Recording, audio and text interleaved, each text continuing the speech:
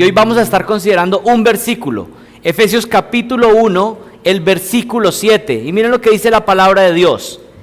En Él, refiriéndose a Jesucristo, tenemos redención mediante su sangre, el perdón de nuestros pecados, según las riquezas de su gracia.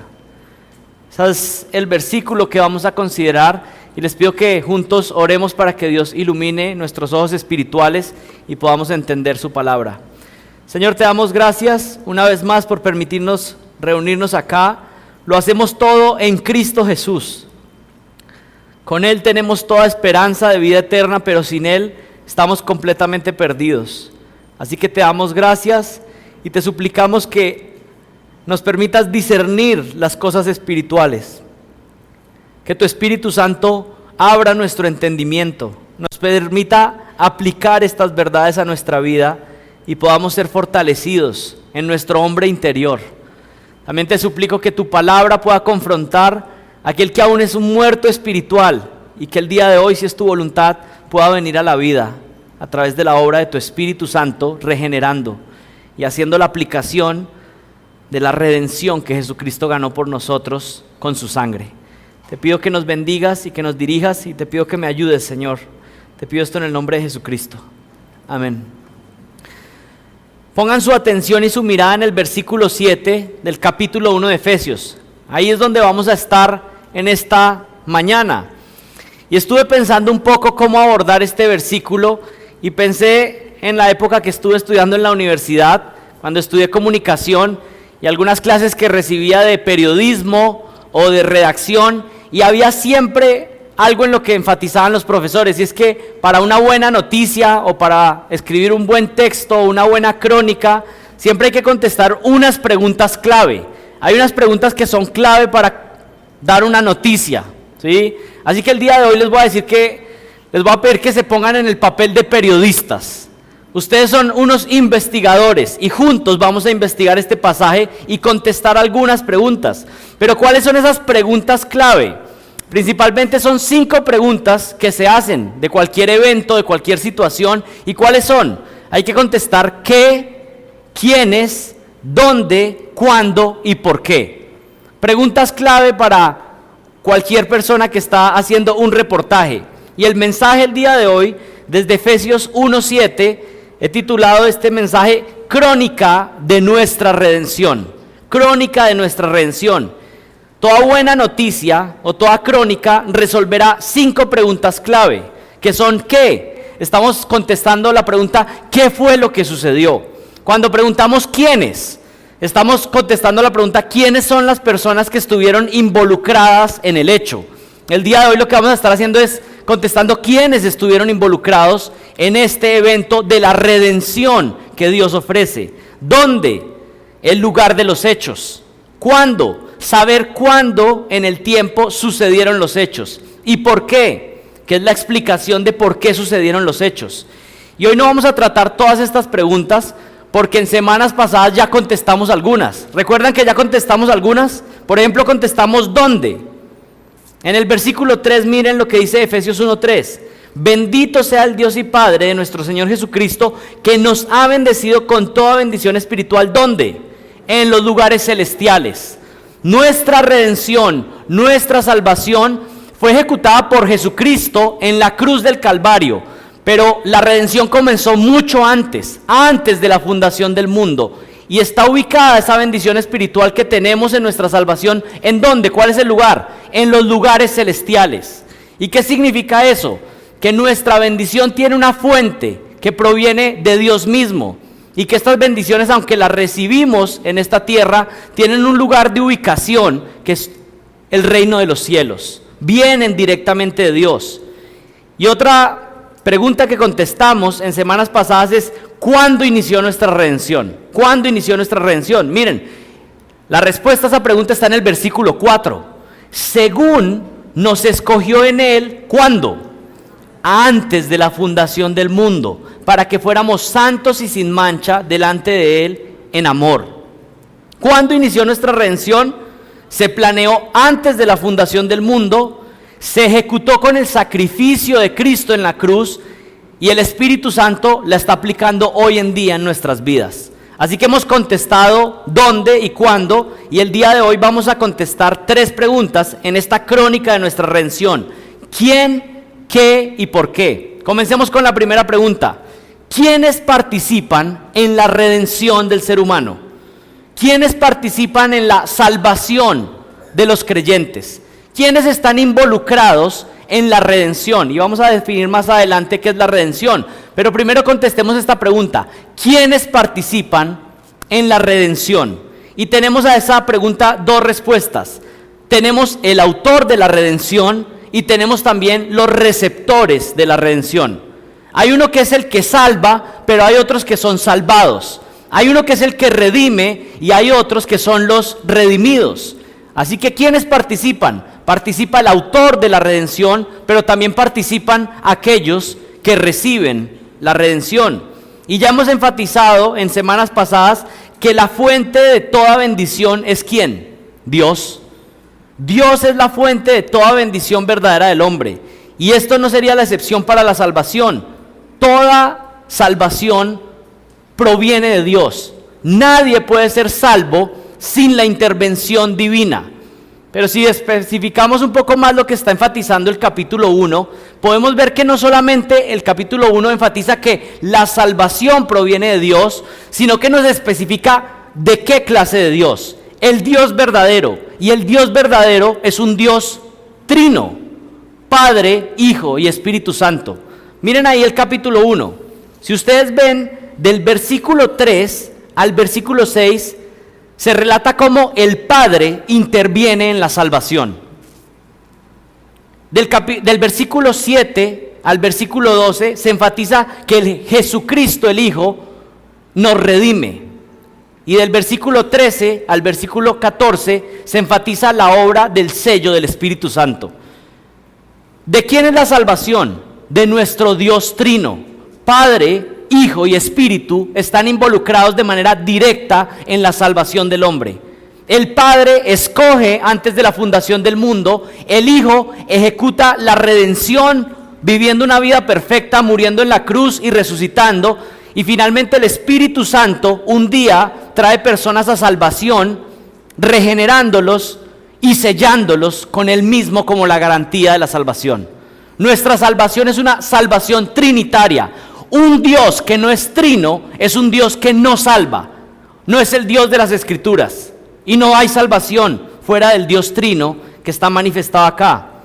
Así que si contestamos nuestra pregunta inicial, ¿quién es la fuente de la redención? ¿Quién es el Salvador? La respuesta es Dios. Dios es el Salvador. La respuesta rotunda es que nuestro trino Dios es la fuente de verdadera salvación. Y yo creo que algunos pueden decir, bueno, pues eso parece obvio. Dios es el único que puede salvar. Pero cuando detallamos un poco lo que estamos diciendo, podemos detallar algo, y es que solamente puede haber salvación si Dios interviene en la vida de alguien. ¿Y cuál es la razón de esto? Que cada uno de nosotros nacimos en un estado de muerte espiritual. Usted y yo no necesitábamos sanidad espiritual. Usted y yo no necesitábamos sanidad interior. Usted y yo necesitábamos pasar de muerte a vida.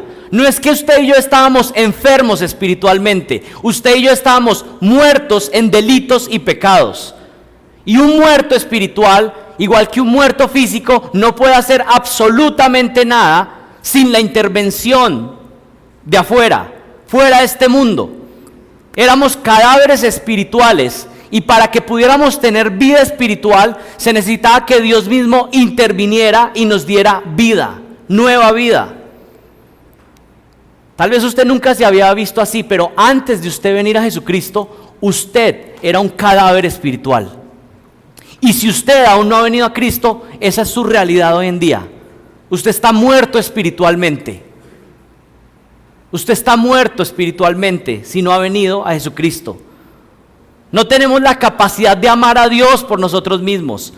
¿Y saben cómo se puede manifestar esto? Que tampoco tenemos la capacidad de luchar contra nuestro pecado. Muchas personas están envueltas en el pecado y no han salido de él. ¿Por qué? Porque están muertos espiritualmente. No tienen la facultad, no tienen la capacidad de luchar.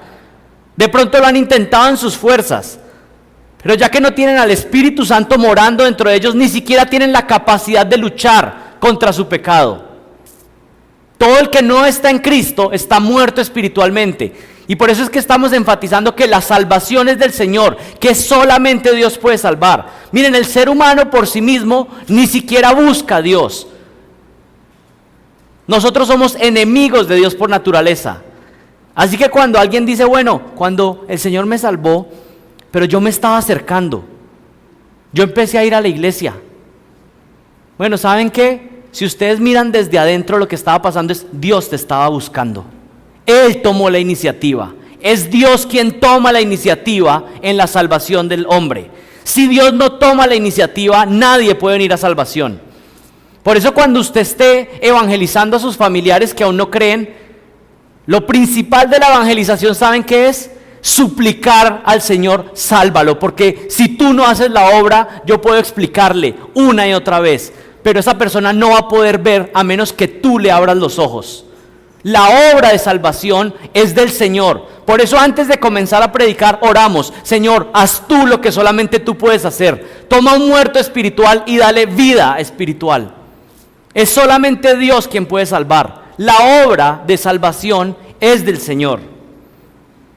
La única manera que un muerto espiritual venga a la vida es que una fuerza fuera de este mundo intervenga y le dé vida espiritual. Miren, si pensáramos en una ilustración, pensáramos en la salvación como una cirugía que hace Dios.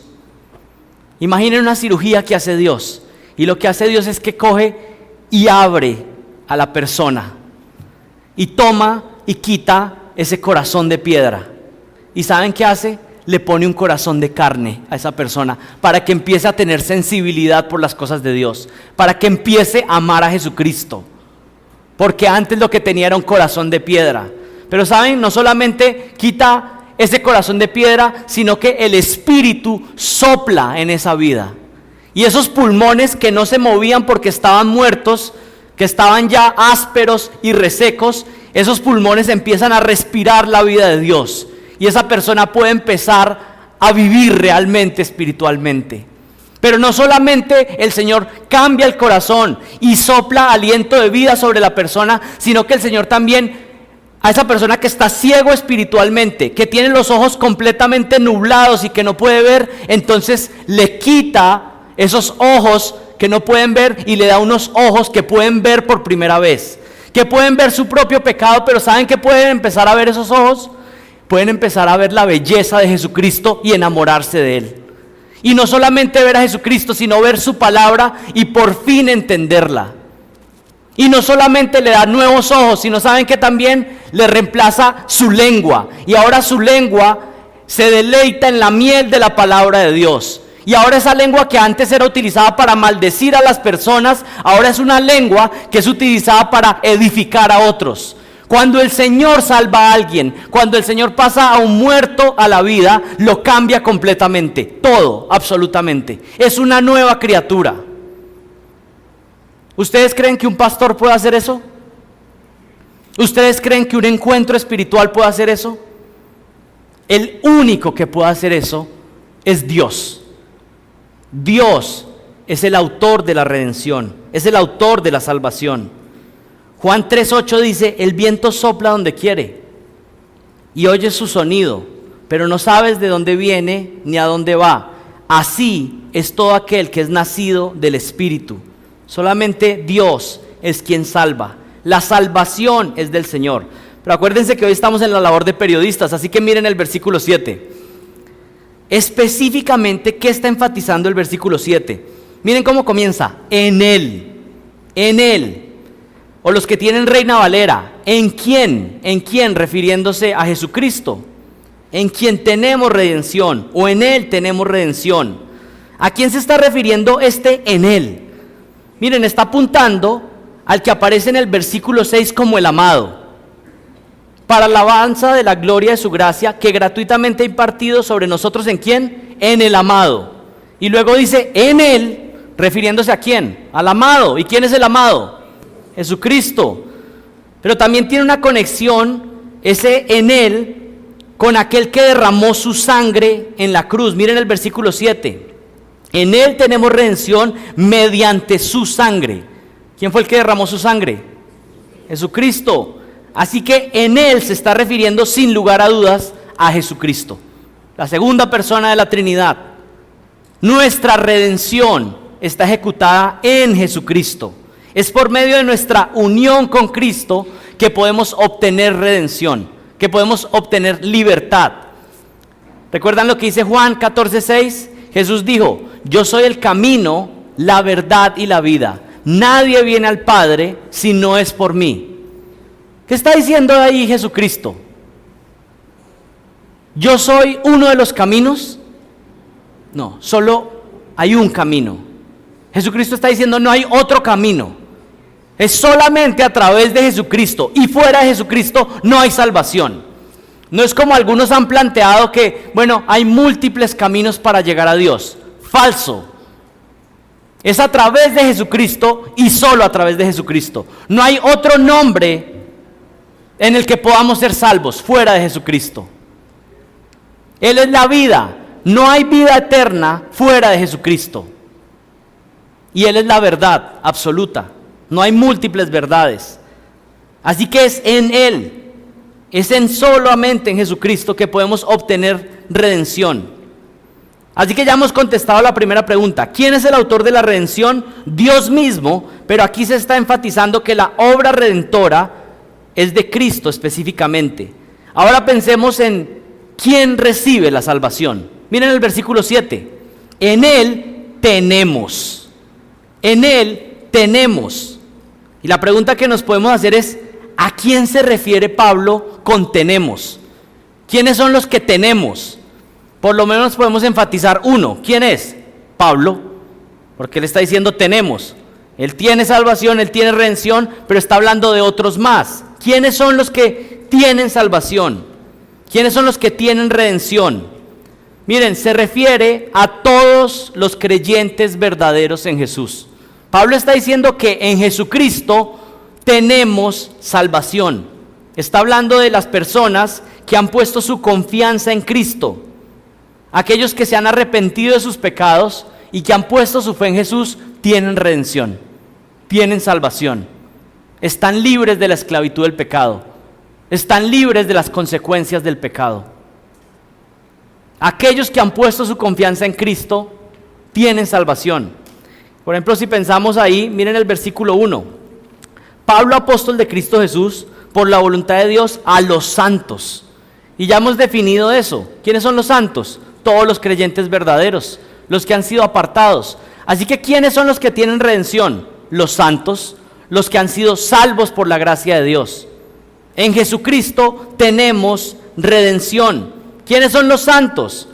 ¿Quiénes son los creyentes? Los que aman a Jesús, los que se han arrepentido de sus pecados y han puesto su fe en Él. Así que esta promesa es solamente para aquellos que están en Cristo. Vayan un momento a Colosenses capítulo 1. Colosenses capítulo 1 y miren el versículo 12. Dando gracias al Padre que nos ha capacitado para compartir la herencia de los santos en luz, porque Él nos libró del dominio de las tinieblas y nos trasladó al reino de su Hijo amado, en quien tenemos redención, el perdón de los pecados. Aquellos que han sido pasados del reino de las tinieblas al reino de la luz son aquellos que han recibido redención, han sido liberados. La palabra redención significa liberar a un esclavo. Los que hemos sido redimidos, hemos sido pasados del reino de las tinieblas al reino de la luz de Jesucristo. Así que, ¿quiénes son los involucrados en esta crónica de nuestra salvación? ¿Quiénes? El autor, que es Jesucristo, Dios, nuestro Redentor. ¿Y quiénes son los que reciben la salvación? Aquellos que son creyentes en Jesucristo, los santos. los escogidos antes de la fundación del mundo, que ya Pablo ha enfatizado en los versículos anteriores. Así que ya contestamos la primera pregunta, ¿quién? ¿Quiénes están involucrados? Ahora contestemos la segunda pregunta, ¿qué sucedió en nuestra redención? ¿Qué sucedió en nuestra redención? Ya sabemos quiénes intervienen en la redención, pero es un buen momento de entender qué fue lo que pasó en nuestra redención. Miren el versículo 7, en él tenemos redención, mediante su sangre, el perdón de nuestros pecados, según las riquezas de su gracia. Saben, aquí tenemos que llegar al punto de definir qué significa redención. Pero aquí vamos a definir qué significa la palabra redención. ¿Qué significa la palabra redención? Significa ser liberado de la esclavitud. Una persona que es redimida es porque fue liberado de la esclavitud bajo la cual estaba. Los seres humanos nacemos esclavos de varios amos. Cuando nacemos como muertos espirituales, tenemos varios amos que están sobre nosotros. Y lo que hace el Señor Jesucristo a través de su muerte en la cruz es darnos libertad de esa esclavitud. Por ejemplo, Juan 8:44 enfatiza que nacemos como hijos de Satanás. Y esto para solucionar la inquietud que algunos tienen. No todas las personas son hijos de Dios. Realmente todos nacemos bajo el dominio de Satanás y del pecado. Una persona puede ser hijo de Dios si pone su confianza en Jesucristo. Es a ellos a quienes Dios les da potestad de ser llamados hijos de Dios. Pero de resto, lo que dice la Biblia es que somos de nuestro padre el diablo, si estamos fuera de Cristo. Y no solamente hijos del diablo, sino que practicamos las cosas que hace el diablo. Mentira, pecado de todas las formas. Pero ¿de qué más somos esclavos? Romanos 6:17 dice que somos esclavos del pecado. Y Colosenses 1:12, como ya lo leímos, dice que estamos bajo el dominio de las tinieblas. El padre Satanás, esclavos del pecado. Y no solamente eso, sino que nacemos esclavos de nuestros propios deseos y apetitos carnales. Romanos 16:18 y Tito 3:3. Deseos que comúnmente son pecaminosos. Aquí, ¿cuál es la definición sencilla entonces de ser redimido? Significa ser libre de la esclavitud. ¿En qué estado está un esclavo? No puede escapar. Por más que quiera, no puede escapar. No tiene la fuerza para escapar. No tiene libertad. ¿Saben qué es lo que estamos hablando cuando decimos que Jesucristo es nuestro Redentor? Que Él nos está librando de la esclavitud a Satanás, de la esclavitud al pecado, de la esclavitud a tener que complacer nuestros deseos egoístas. Miren, ¿saben qué es lo más hermoso de la redención y que muchas veces las personas ignoran? Y está conectado con lo que enseñó Jeremías la semana pasada. Cuando Jesucristo salva, Jesucristo no solamente perdona nuestros pecados. ¿Saben qué hace el Señor? Nos da libertad para ya no tener que ser esclavos de los pecados. Y esa es una verdad que tiene que cambiar la manera en que vivimos. No solamente recibo perdón, sino que recibo la capacidad para luchar contra el pecado, que me ha tenido esclavo de por vida. En Jesucristo no solamente hay justificación, sino que también hay santificación. Es un regalo hermoso. Algunas personas ven la santificación como una carga pesada, cuando realmente es un regalo hermoso de Dios. Porque Él te está diciendo, mira, te salvo, pero no te voy a dejar como estaba, sino que te voy a purificar como hijo mío. Es una hermosura, porque es un regalo de Dios. Viene como parte del paquete de la salvación. Él nos libera no solo de las consecuencias del pecado, sino que paulatinamente nos va librando del pecado en nuestra vida. ¿Qué significa ser redimido? Significa ser libre de la esclavitud. Libre de la esclavitud. Y si lo aplicamos a la crónica de nuestra salvación, Jesucristo por medio de su sangre estaba pagando el precio de nuestra libertad. En la antigüedad, cuando había un esclavo, y en Levítico se habla de eso, y alguien pagaba el precio por ese esclavo, entonces ¿qué era lo que estaba haciendo? Lo estaba redimiendo. Alguien pagaba un precio. Este esclavo tiene un precio y lo iban a dejar libre, entonces se pagaba el precio por la redención. Un familiar, alguien del pueblo de Israel, se acercaba y decía, quiero que esta persona quede libre de esa esclavitud, pues pagaba el precio por la libertad.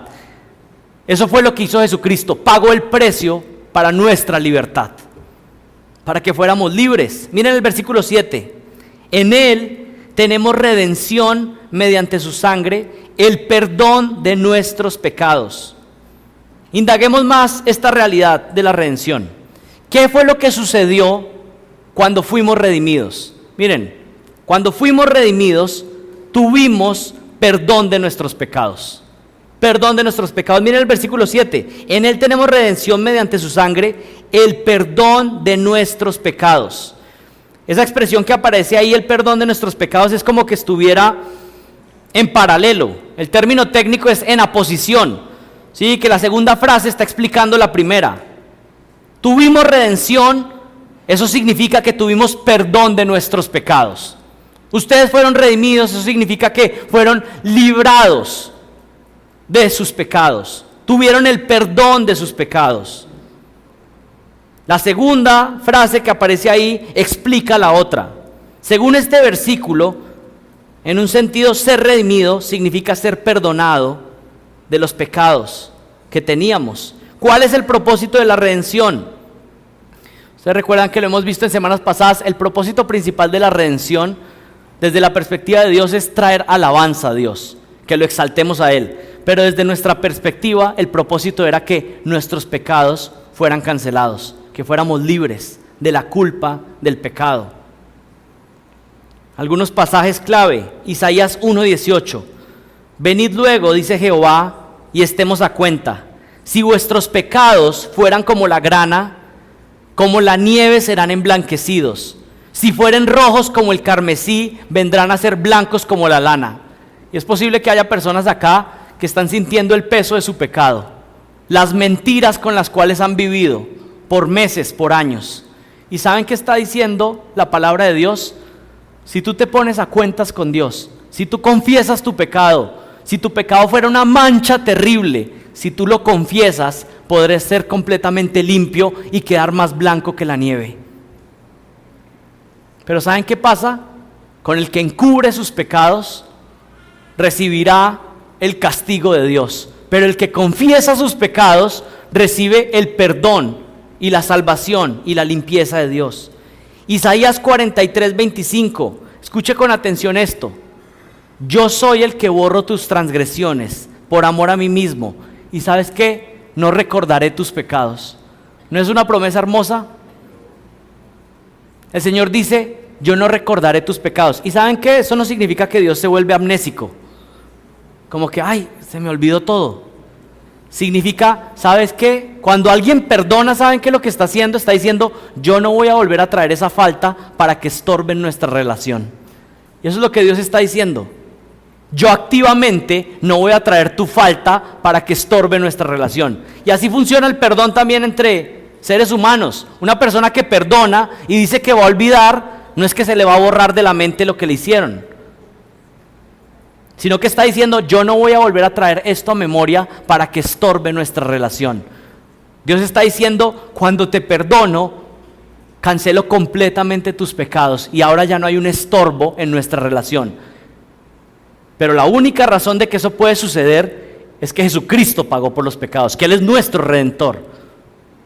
No es que Dios dice, voy a simplemente hacer de cuenta que no sucedió. No, Él está diciendo, porque ya alguien pagó, es que ahora puedo limpiarte completamente, que ya no voy a tener en cuenta esos pecados en nuestra relación.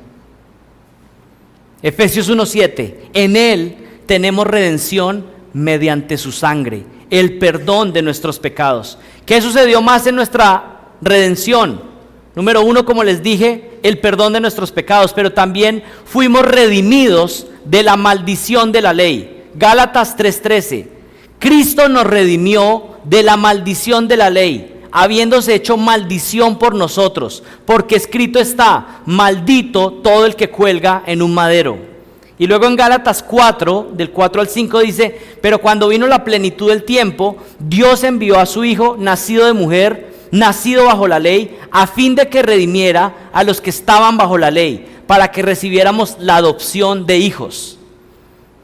Miren, la idea de poder obtener la salvación por medio del cumplimiento de la ley era una maldición. Pensar que alguien podía obtener la salvación por obediencia perfecta era una maldición, y Jesucristo vino a librar de esa maldición completa. Ustedes ya no pueden pensar que pueden obtener la salvación por medio de sus actos, porque justamente ese era el punto de la ley, mostrar que el ser humano no podía obedecer completamente. Es más, ahí en Gálatas también habla de que el que incumple un punto de la ley se hace ¿qué? Culpable de todo, y es maldito, recibe maldición. La persona que incumple uno de los mandatos de Dios ya merece la maldición de Dios. Jesucristo vino a librarnos de la maldición de la ley. Él cumplió perfectamente la ley por nosotros. Él se puso en nuestro lugar. Él obedeció en nuestro lugar.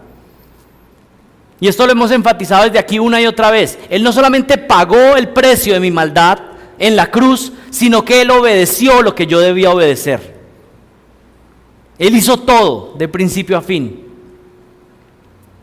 ¿Qué más sucedió en la redención? Fuimos redimidos de la esclavitud al pecado. Vayan un momento a Romanos 6 y miren el versículo 18. Fuimos redimidos de la esclavitud al pecado.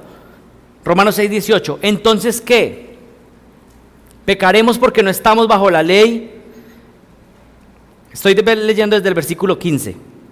Entonces, ¿qué? ¿Pecaremos porque no estamos bajo la ley, sino bajo la gracia? De ningún modo.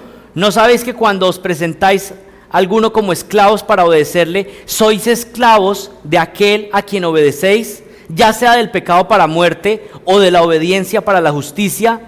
Pero gracias a Dios, que aunque erais esclavos del pecado, os hicisteis obedientes de corazón a aquella forma de enseñanza en la que fuisteis entregados. Y miren el versículo 18. Habiendo sido libertados del pecado, os habéis hecho siervos de la justicia. La redención nos da libertad de la esclavitud del pecado. La persona que no ha nacido de nuevo no puede experimentar libertad del pecado, porque no tiene la capacidad. Ya lo vimos al inicio, porque es un muerto espiritual. ¿Cómo va a luchar contra el pecado si ni siquiera tiene la capacidad? Pero la persona que ha nacido de nuevo tiene la capacidad de luchar contra su pecado. Tiene los recursos de Dios para luchar contra su pecado. Dios mismo está santificándolo, purificándolo. ¿Qué más sucedió en la redención? Fuimos redimidos para crecer en santidad. No solamente tenemos la capacidad, sino que activamente crecemos en la santidad. Miren el versículo 19 en Romanos 6. Hablo en términos humanos por causa de la debilidad de vuestra carne, porque de la manera que presentasteis vuestros miembros como esclavos a la impureza y a la iniquidad, para iniquidad, así ahora presentad vuestros miembros como esclavos a la justicia para santificación. Miren esto que está diciendo Pablo, es tremendo. Está diciendo, ¿recuerdan sus vidas antes de ser creyentes concentrados en cometer pecados? Ahora Pablo está diciendo, ahora que están en Cristo, con esa misma insistencia, ahora busquen la santidad. El que no eres creyente busca con insistencia cómo cometer toda clase de pecados. Pero el que está en Cristo, ¿saben qué? Busca con toda insistencia cómo ser más como Jesucristo. Fuimos redimidos para crecer en santidad. La redención nos da la capacidad de crecer progresivamente en la santificación. Miren el versículo 21 ahí en Romanos 6. Y yo creo que todos se están dando cuenta de que si quieren estar en la lucha contra el pecado, tal vez Romanos 6 sea un buen pasaje, ¿no? Miren Romanos 6, 21 al 22. ¿Qué fruto teníais entonces en aquellas cosas de las cuales ahora os avergonzáis? Porque el fin de esas cosas es muerte. Pero ahora, habiendo sido libertados del pecado y hechos siervos de Dios, tenéis por vuestro fruto ¿qué? La santificación. Y como resultado, la vida eterna. Otro pasaje clave en Tito, capítulo 2, del 13 al 14. Aguardando la esperanza bienaventurada y la manifestación de la gloria de nuestro gran Dios y Salvador Cristo Jesús, quien se dio a sí mismo por nosotros para redimirnos, para liberarnos de toda iniquidad. ¿Y qué significa iniquidad? Injusticia, toda nuestra oposición a la ley de Dios. El Señor vino a limpiarnos, a dejarnos libres de todas nuestras injusticias. Y termina diciendo ahí en Tito capítulo 2, el versículo 14 termina diciendo: y purificar para sí un pueblo para posesión suya, celoso de buenas obras. Porque es que Dios nos ha redimido, porque está buscando un pueblo puro, celoso de buenas obras. La redención no solo nos da perdón de pecados, sino que nos da libertad de la esclavitud al pecado. Algo más que sucedió en nuestra redención: fuimos redimidos para no recibir la ira de Dios. Fuimos redimidos para no recibir la ira de Dios. Romanos 5, del 8 al 11. Y aquí en Romanos 5, del 8 al 11, no aparece ese mismo término de redención, pero está hablando, digamos, de manera sinónima, hablando de reconciliación. Pero Dios demuestra su amor para con nosotros en que, siendo aún pecadores, Cristo murió por nosotros. Entonces mucho más, habiendo sido ahora justificados por su sangre, seremos salvos de la ira de Dios por medio de él. Porque si cuando éramos enemigos fuimos reconciliados con Dios por la muerte de su Hijo, mucho más habiendo sido reconciliados, seremos salvos por su vida. Y el versículo 11 en Romanos 5: y no solo esto, sino que también nos gloriamos en Dios por medio de nuestro Señor Jesucristo, por quien ahora hemos recibido reconciliación. Fuimos redimidos y eso nos permite ahora estar reconciliados con Dios. Vuelvan a Efesios capítulo 1, versículo 7. En quien tenemos redención, o en Él, en Jesucristo, tenemos redención por su sangre, el perdón de pecados, según las riquezas de su gracia. Así que el día de hoy estamos haciendo una crónica de nuestra salvación, siendo reporteros, preguntando quiénes fueron involucrados. ¿Quiénes fueron los involucrados? Dios como Salvador y nosotros los creyentes como los receptores de la redención, de la salvación. Ahora contestamos la pregunta: ¿qué fue lo que sucedió?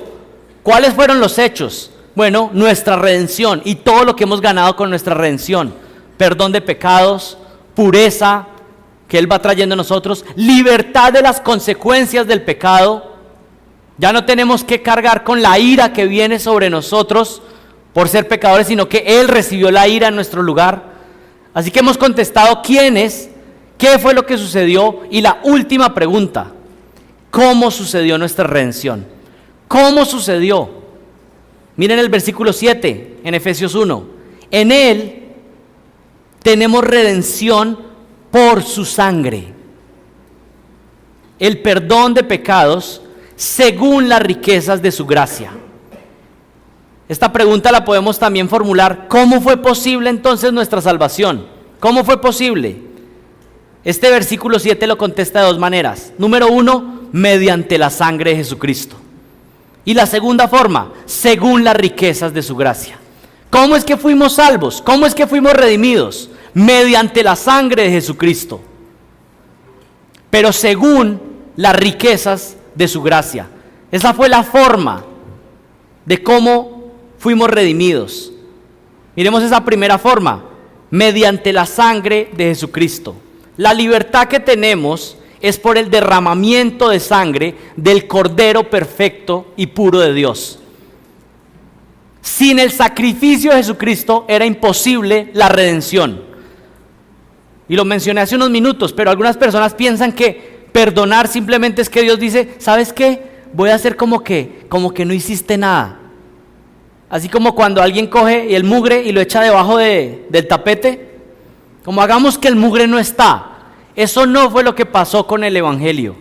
Jesucristo se encargó del mugre, lo recogió, lo limpió, lo llevó sobre sí mismo.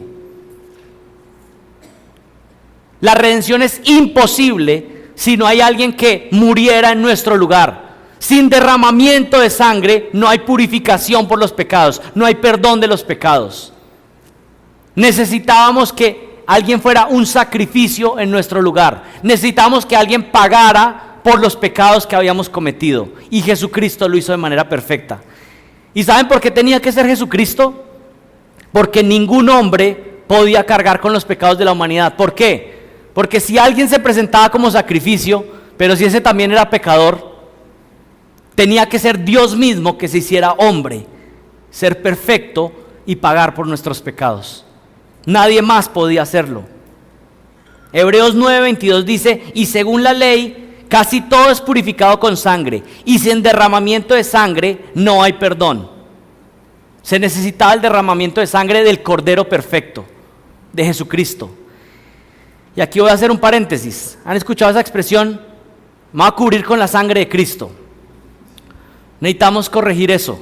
Iglesia, esta es una iglesia joven, bebé, que viene con un montón de prácticas extrañas y amuletos.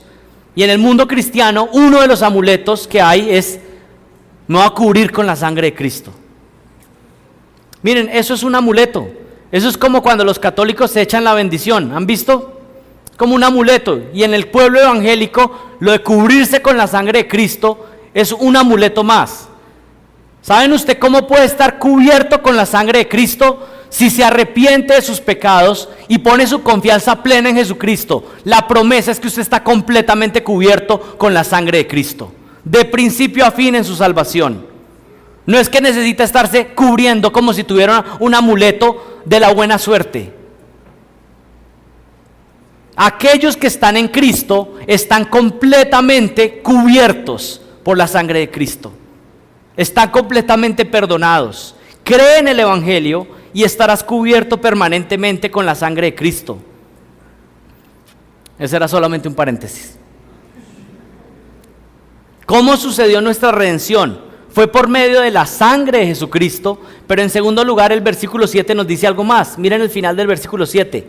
Según las riquezas de su gracia. Según las riquezas de su gracia.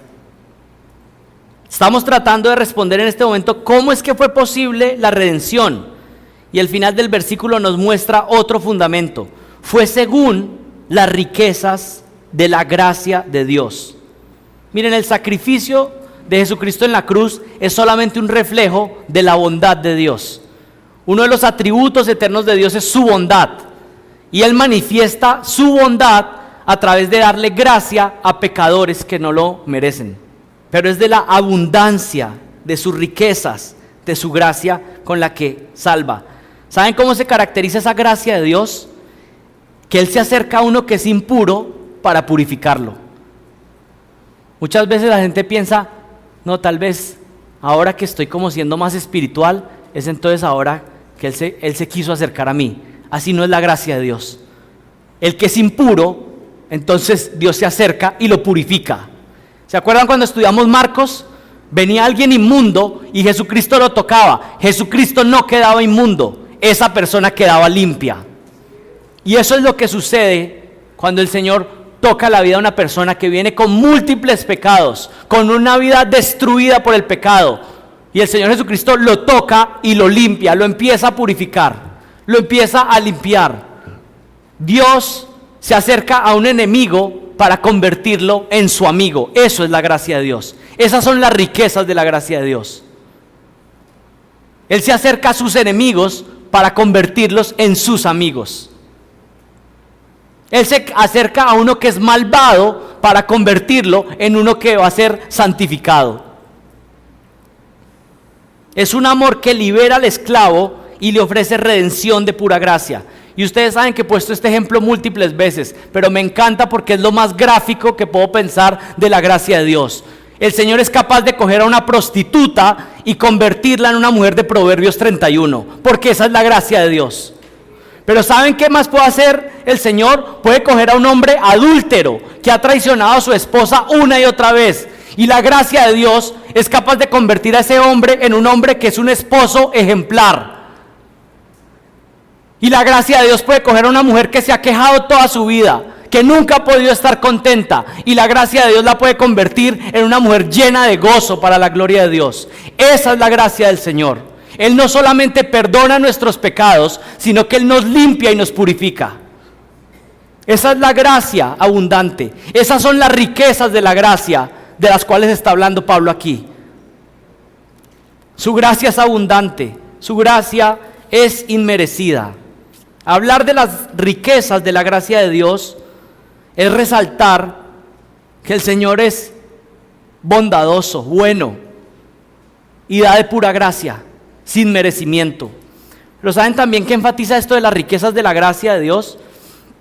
En la redención, significa que nuestra gracia, nuestra salvación, nuestra redención, fue gratis desde nuestra perspectiva.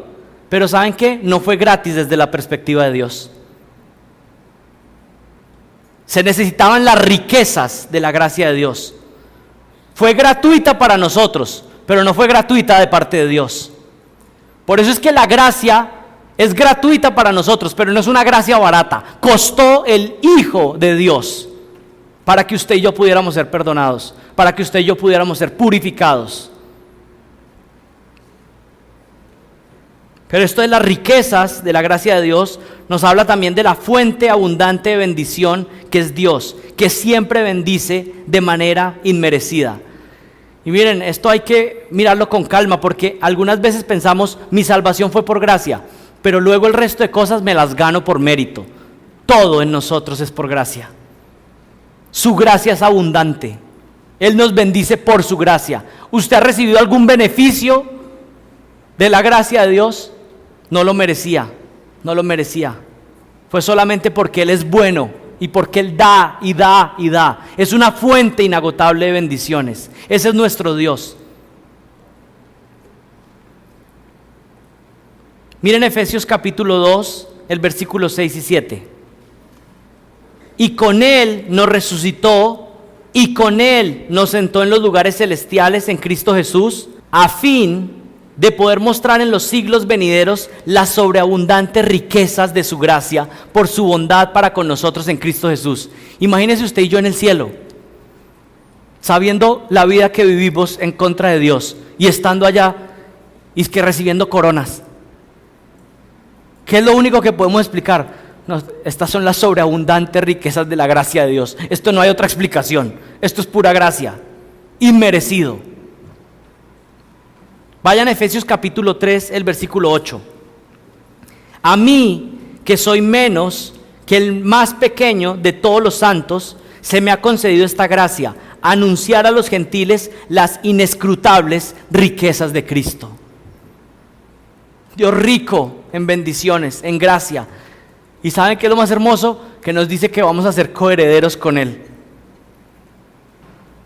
Por pura gracia. Y miren el versículo 16. En el capítulo 3, que os conceda, conforme a las riquezas de su gloria, ser fortalecidos con poder por su espíritu en el hombre interior. Todo viene de las riquezas de parte de Dios. Todo lo recibimos de Él. ¿En qué consisten las riquezas de la gracia de Dios? Consisten específicamente en que ustedes y yo merecíamos ir al infierno. ¿Y saben qué va a pasar? Si estamos en Cristo, vamos a ir a la gloria eternamente con Él. Eso es gracia inmerecida. Que usted merecía castigo y vais a resultar premiado. Porque eso es lo que dice el Señor, que va a dar tesoros a aquellos que son suyos. Premios. Merecíamos el castigo y vamos a ser premiados por la eternidad. Eso es gracia. Esas son las riquezas abundantes de la gracia de Dios. Son incomprensibles. Pongámoslo en términos sencillos. Merecíamos castigo eterno y vamos a recibir gloria eterna. Pongamos una ilustración. Imagínense que ustedes deben un apartamento que compraron al banco. Y ustedes tienen una deuda, están pagando una deuda y deben. Y esa deuda pagan y eso cada vez se ve más caro y como que no se ve el pago. Pero imagínense que el banco no solo cancela la deuda, sino que llega y le dice, te voy a regalar el edificio. No solamente te cancelo la deuda, sino que te voy a regalar el edificio. Pero pongámoslo mejor como el Evangelio. Te voy a regalar un conjunto de edificios. Algo así parecido es la gracia de Dios. Usted está endeudado y va a resultar siendo coheredero y dueño. A algunos no les funcionó lo del apartamento, hagámoslo con un carro. Imagínense que deben un carro en el concesionario, tienen la deuda y el concesionario te deja la deuda en cero y ahora el carro es tuyo, pero además te dice, ¿sabes qué? Ahora eres dueño de todos los carros del concesionario. Eso es gracia abundante, ¿no? Algo así, pero ¿saben qué? Más limitada es las riquezas de la gracia de Dios. Tú mereces castigo, pero vas a terminar siendo coheredero con el Rey del universo. Esa es la gracia de Dios. Esas son las sobreabundantes riquezas de la gracia de Dios. Imagínense que un rey adopta a un delincuente en la calle, pero antes de traerlo a su palacio a que viva, dice, te tengo que preparar para que puedas vivir conforme a cómo vivimos en este reino. Y lo empieza a limpiar, lo empieza a purificar, empieza a cambiar sus vestimentas, empieza a enseñarle cómo es que vive un hijo de un rey, cómo es que se tiene que comportar en la mesa, cómo es que se tiene que comportar en las diferentes actividades propias del reino. ¿Y saben qué? Esa ilustración es la ilustración de nuestro peregrinaje espiritual.